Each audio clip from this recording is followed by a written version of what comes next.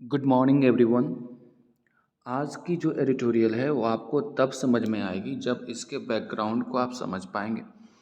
और अगर आप बैकग्राउंड समझ जाते हैं तो पूरी एडिटोरियल भी समझ में आएगी। दरअसल मामला है एक राज्य में, एक जगह है, उत्तराखंड एक राज्य है, उसमें एक जगह है हल्द्वानी। हल्द्वानी में एक मामला है एविक्शन का। एविक्शन का मतलब सबसे पहले आपको समझना है। एविक्शन का मतलब होता है निष्कासन। अब ये निष्कासन की बात क्यों आ रही है ये भी आपको समझना ज़रूरी है। हल्द्वानी में एक जगह है जहाँ पे रेलवे प्रॉपर्टीज़ है, और रेलवे प्रॉपर्टी पे वहाँ के कुछ लोग अवैध तरीके से अपना मकान बनाए हुए हैं, या फिर कह सकते हो कि वहाँ पे अतिक्रमण किया हुआ है।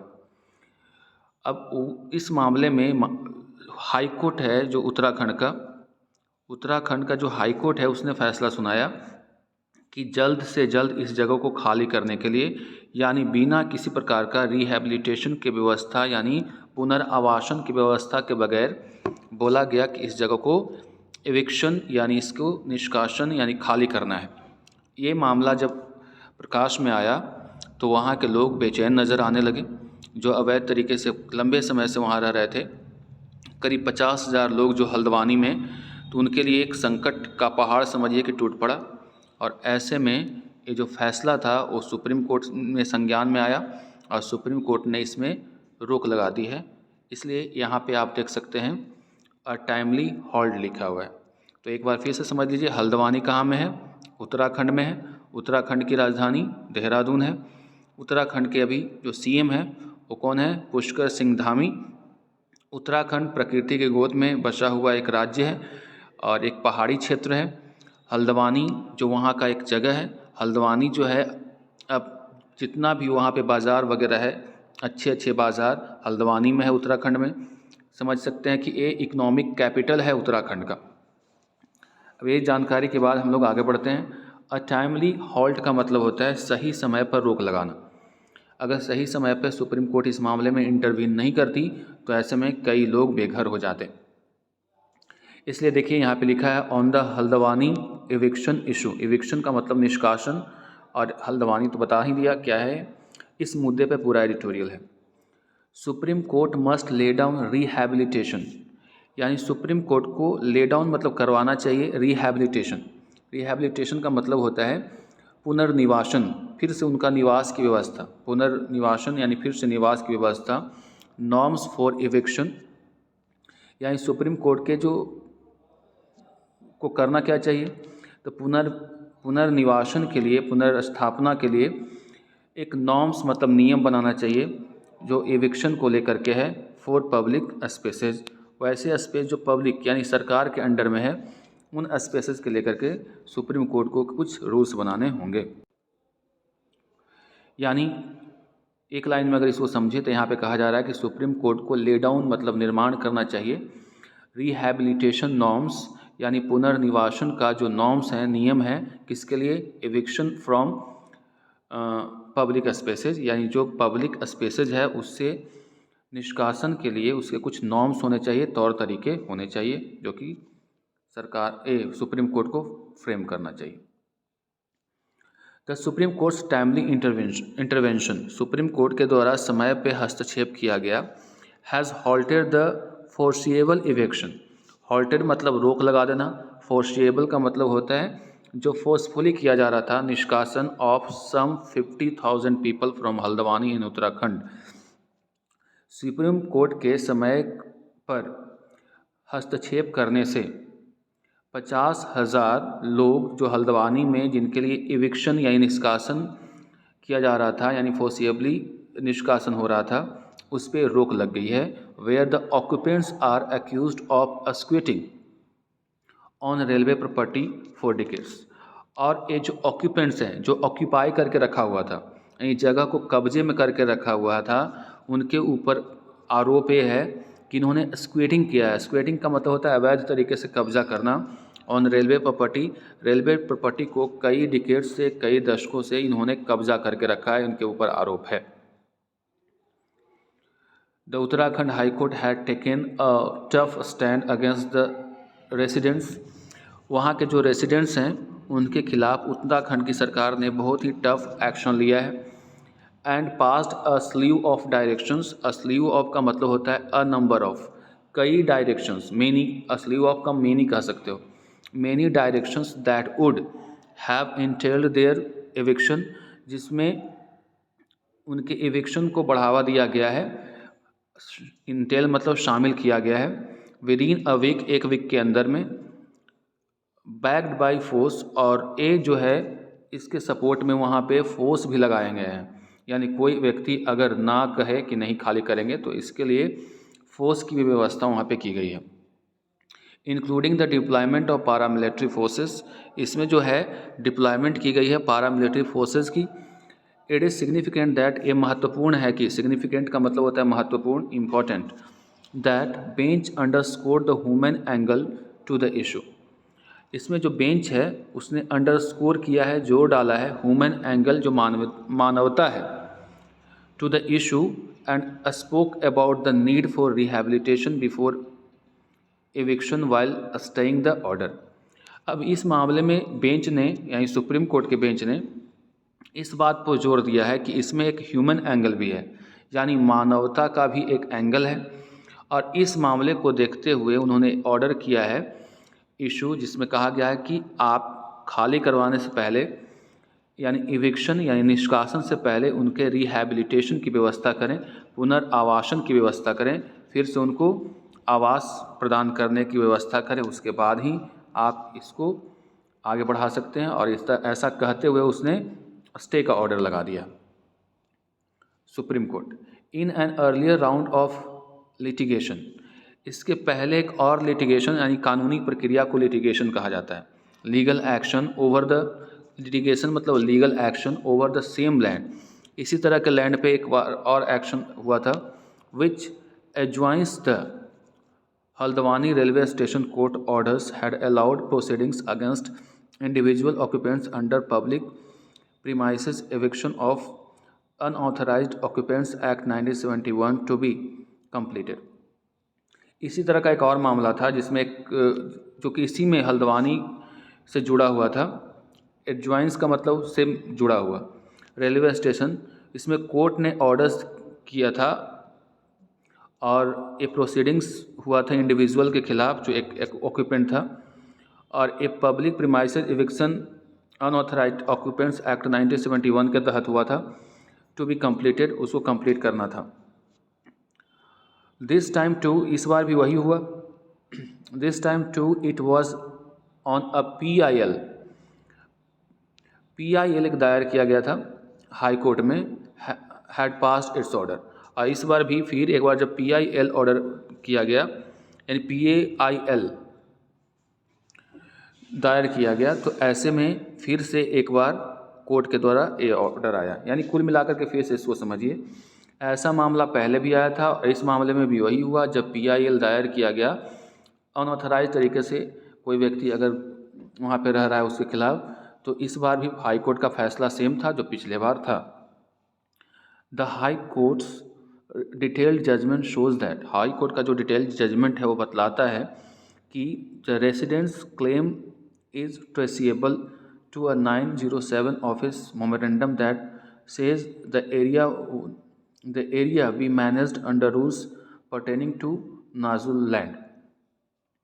कह रहा है कि हाई कोर्ट का जो डिटेल जजमेंट है वो बताता है कि जो रेसिडेंट्स का जो दावा है वो ट्रेसिएबल है। ट्रेसिएबल का मतलब उस पे पहुंचा जा सकता है। 1907 का जो ऑफिस मेमोरेंडम है उसके हिसाब से है। उसके हिसाब से कहा जाता है कि जो एरिया है वो इस रूल के अंतर्गत जो मैनेज किया गया है वो पर्टेनिंग टू नाजुल लैंड। नाजुल का मतलब क्या होता है? वैसा जगह जिसको आप रहने के लिए यूज़ कर सकते हैं, मकान बनाया जा सकता है, यानी नॉन एग्रीकल्चरल लैंड को नाजुल लैंड कहा जाता है। यानी वैसा एरिया है जो कि एग्रीकल्चर के लिए नहीं, बस बिल्डिंग वगैरह के निर्माण, चाहे कुछ भी उसमें निर्माण कराए जाने के लिए है। The court has ruled that it was not a government order but only a communication on how to manage the land। Court ने कहा कि एक किसी प्रकार की सरकार की तरफ से नोटिस नहीं है या फिर ऑर्डर नहीं है, एक प्रकार का संचार है जिसके अंतर्गत कहा गया है कि कैसे इस लैंड को मैनेज किया जाएगा। And it does not amount to declaring it a nazul land.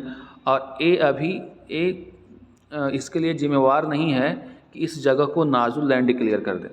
That is land that has fallen into the hands of the state by exchange, जो कि ये जो है किसके हाथ में चला गया है, स्टेट के हाथ में चला गया है। As one of the nazul rules, एक रूल कहा है नाजुल का, इज़ दैट ए रूल ये है कि there can not be sale और lease, the court rejected all claims made by occupants based on purported document for lease. अब कह रहा कि एक कोई जगह है जिसको आप नहीं बेच सकते हैं और नहीं लीज पे दे सकते हैं। तो इस तरह से कोर्ट ने सारे जो दावे थे उसको रिजेक्ट कर दिए हैं जो कि ऑक्यूपेंट्स के द्वारा बनाए गए थे और जो कि आधारित था परपोर्टेड डॉक्यूमेंट। परपोर्टेड डॉक्यूमेंट का मतलब होता है जो अपने मन से उसको बना दिया, यानी उसको छेड़छाड़ करके बना दिया, जो लीज का डॉक्यूमेंट बना हुआ था, सेल का जो बना हुआ था। And in some cases purchase through auction, और ऑक्शन के थ्रू जो परचेज दिखाया गया था, डॉक्यूमेंट बनाया गया था, वो सब जितना भी था उसको रिजेक्ट कर दिया गया। Conflicts between occupants of public land and the state that wants to reclaim the land are a never ending saga in the country. कह रहा है कि जो कॉन्फ्लिक्ट है यानी विवाद है, जो ऑक्यूपेंट मतलब वैसे व्यक्ति जो पब्लिक प्रॉपर्टी को अपना दावा करता है, कोई भी सरकारी संपत्ति है उस पर अपना ज़बरदस्ती दावा करता है, उसको अपने कब्ज़े में ले लेता है। तो जो विवाद है ऑक्यूपेंट के बीच में और स्टेट के बीच में, एक ऐसी कहानी है, सागा मतलब क्या होता है, ऐसी गाथा है, कहानी है जो कि नेवर एंडिंग है हमारे देश में, यानी वो कभी ख़त्म होने वाली कहानी नहीं है। अ शॉर्टेज ऑफ हाउसिंग, हमारे यहाँ घरों की कमी, as well as an inadequate, अपर्याप्त मात्रा में recognition of the right to shelter, और जो हमारे यहाँ इनएडिक्वेट अपर्याप्त मात्रा में शेल्टर की व्यवस्था अगर देखें, जगहों की पहचान, means that large masses of people encroach on vacant land, और इसके वजह से जो बहुत बड़ा जो तबका हमारे देश का है वो वैकेंट लैंड पे अपना कब्ज़ा जमा लेता है। यानी हमारे यहाँ कोई लैंडमार्क नहीं है, कोई निर्धारित जगह नहीं है कि जहाँ पे इन लोगों को बसाया जाए। ऐसे में जो लोग नहीं जानते हैं या फिर जानबूझ करके ऐसे जगहों पे कब्ज़ा जमा लेते हैं। B it on the bed of water bodies, अगर हम बात करें कि वाटर बॉडीज़ है और उसके जगह पे अगर हम लोग देखें तो उसके किनारे किनारे लोग बस जाते हैं, गवर्नमेंट प्रॉपर्टी के जगह पे बस जाते हैं। आप देखते होंगे बड़े बड़े जो ओवरफ्लाइज बनते हैं उसके नीचे बस जाते हैं। तो ऐसे होता रहता है हमारे देश में, ऐसी कहानी है जो ख़त्म नहीं होती है। This often leads to attempt to evict the occupants and spawns litigation. और कह रहा है कि ये एक तरह का ये हमेशा कोशिश होती है कि हम लोग उसको निष्कासित करें और उसके ऊपर कानूनी कार्रवाई करें। Invariably there is claims to occupancy rights based on long years of stay at the same location. अब इसके विपरीत हमारे यहाँ क्या है कि दावा है किसके खिलाफ, ऑक्यूपेंसी के राइट्स के खिलाफ, जो कि अगर लंबे समय तक कोई आदमी किसी लोकेशन पे रह जाता है उसके खिलाफ है। देयर आर कोर्ट्स जजमेंट, कई कोर्ट्स के जजमेंट्स हैं that stress rehabilitation measures and constitutional consultation with the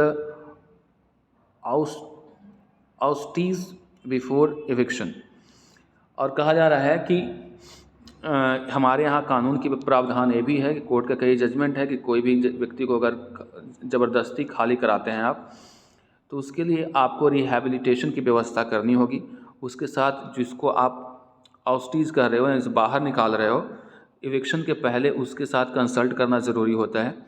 some courts have also recorded the view that mandatory rehabilitation may prove to be an incentive for encroachment.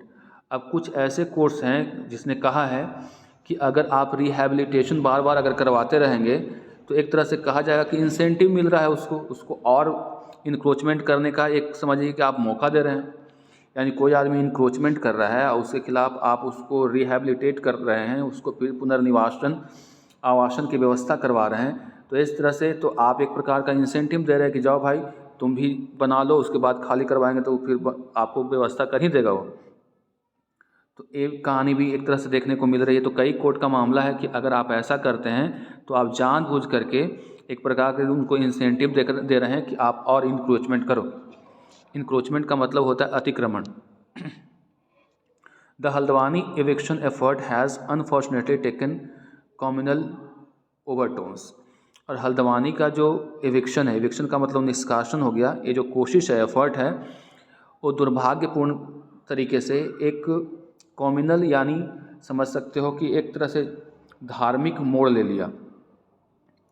And there appears to be a clamour for the early eviction of the Muslim residents.